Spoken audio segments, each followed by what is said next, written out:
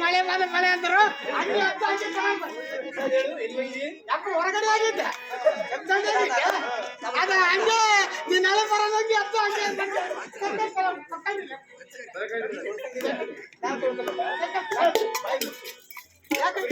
ಅಲ್ಲ ನೀನು ಹೊರಗಡೆ ಶೌಚಕ್ಕೆ ಹೋದ ನೀರು ನನ್ನ ಮುಖ ಕಾಲು ಕೊಳಕ್ಕೆ ಬರ್ತೀಯಾ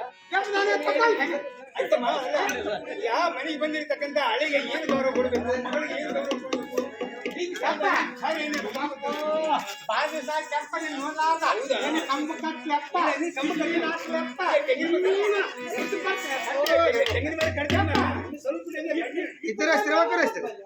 ಅದು ಅತ್ತೆಮ್ಮ